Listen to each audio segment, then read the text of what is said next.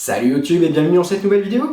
Aujourd'hui on va parler du mur de réplique qui est derrière moi. Vous êtes assez nombreux à m'avoir posé des questions à ce sujet depuis qu'il est apparu dans la plupart de mes vidéos assez récentes et je me suis dit que plutôt que de répéter sans arrêt les mêmes informations dans les commentaires, j'allais carrément faire une vidéo pour pouvoir vous en parler, vous expliquer d'où ça vient, comment j'ai fait. Comme ça vous aurez toutes les informations d'un coup et ce sera plus pratique. Donc, ce mur de réplique, il est constitué de panneaux perforés. Et ces panneaux perforés, ils viennent de chez Ikea. Donc la vidéo n'est pas sponsorisée par Ikea, j'aurais bien voulu mais ça les intéresse pas malheureusement. C'est simplement à titre d'information que je vous donne ça. Donc chez Ikea, il y a une gamme de panneaux perforés qui s'appelle Skadis.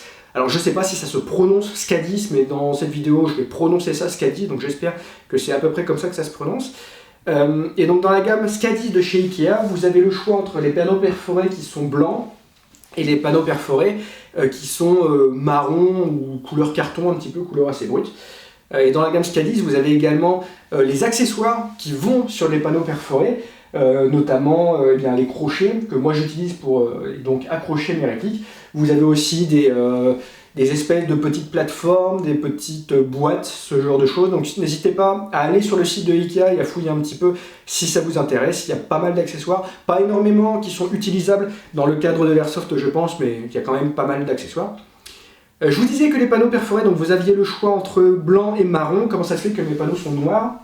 C'est parce qu'il y a à peu près 6 mois je crois, Ikea a sorti une gamme qu'ils ont appelée Upspel. Et Upspel, en gros, c'est la gamme gamer de chez Ikea. Et donc, il y a des meubles Upspel, il y a des panneaux perforés Upscale, et il y a aussi des porte-gobelets, des porte-casques audio, ce genre de choses.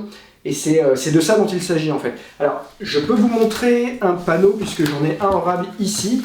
Donc ça, c'est un panneau Upspel de chez Ikea. Et comme vous pouvez le constater, donc c'est un panneau perforé noir. Et dans le coin inférieur gauche, vous pouvez le voir, il y a une espèce de motif, on va dire. Donc moi, j'aime pas spécialement ce motif. La bonne nouvelle, c'est que ce motif est uniquement sur le recto du panneau perforé. Donc si vous voulez avoir, comme moi, des panneaux qui sont intégralement noirs, il suffit en gros de mettre les panneaux à l'envers. Et du coup, vous n'avez pas le motif, quoi. Au niveau du tarif, donc ces panneaux, ils coûtent 20 € chacun. Moi j'ai fait 4 colonnes de 4 panneaux chacun, ce qui fait 16 panneaux en tout. À 20 € ça fait 160 € x 2, ça fait 320 €. Donc ça représente quand même un petit budget. Mais par rapport aux autres alternatives qui avaient l'air d'exister sur le marché, en tout cas d'après les petites recherches que j'avais faites, ça me semblait être un coût relativement raisonnable. Après, j'ai pas fait non plus une étude totalement exhaustive de toutes les solutions qui existent sur le marché. Si vous avez des idées de choses qui existent dans le commerce pour arriver à un résultat un petit peu similaire, n'hésitez pas à en parler dans les commentaires, ça m'intéresse. Ça intéressera certainement également les autres personnes qui regarderont cette vidéo. Donc voilà, n'hésitez pas à poster un commentaire à ce sujet. Donc concernant l'installation de ces panneaux perforés, l'idée c'est que chacun des panneaux perforés vient, vous pouvez le voir ici en partie supérieure, il vient avec un rail en métal et un petit peu de visserie. Donc l'installation n'est pas très compliquée, mais ça nécessite un minimum de bricolage, et c'est pour ça que moi j'ai attendu d'être propriétaire de ma maison pour faire ce genre d'installation, parce que ça nécessite de faire des trous, 2 trous par panneau en l'occurrence. Donc c'est assez simple.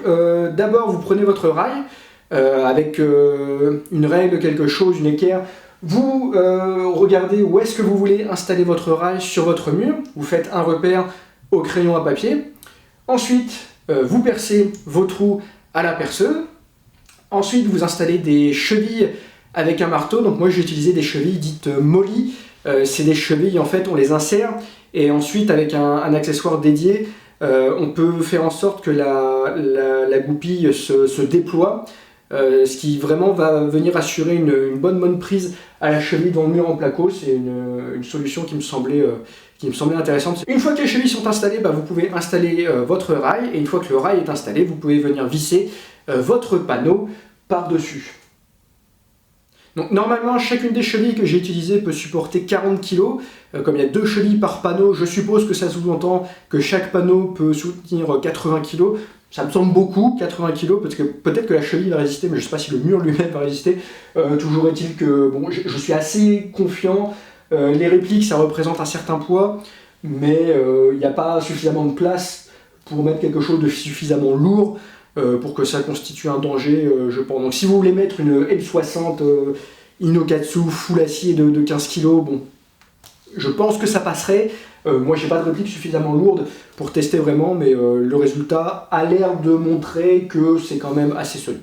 J'ai fait de mon mieux pour que les panneaux soient aussi bien alignés les uns par rapport aux autres que possible, mais avec la perceuse et tout, c'est pas forcément évident d'être très précis. Donc là vous voyez, tout n'est pas parfaitement bien aligné, ça peut produire des petits jours entre chacun des panneaux. Donc les vis font que vous avez une petite marge de manœuvre pour pouvoir essayer d'aligner au mieux, mais c'est des marges de manœuvre qui sont de l'ordre de peut-être 5 mm, un truc comme ça, donc c'est pas non plus quelque chose d'énorme. Par ailleurs, moi des panneaux perforés, j'essaie d'en aligner beaucoup. Si vous alignez 2 panneaux ou 4 panneaux, c'est plus facile que d'en aligner 16 forcément quoi. Un petit point concernant la rigidité des panneaux, donc les panneaux ne sont pas indestructibles loin de là, et là par exemple j'ai accroché mon lance-grenade IS qui représente un certain poids, et on peut voir ici, vous voyez, que le panneau est un petit peu tordu quoi. Si j'appuie comme ça, je pense que ce sera un peu plus flagrant. Donc j'ai pas peur que le panneau casse, parce que je pense qu'il est quand même suffisamment flexible pour que ça ne se produise pas. En revanche, du coup ça produit un jour assez important avec le panneau supérieur. C'est pas très esthétique, c'est pas non plus un énorme défaut. Donc chacune des répliques est accrochée via une paire de crochets, comme vous pouvez le constater ici.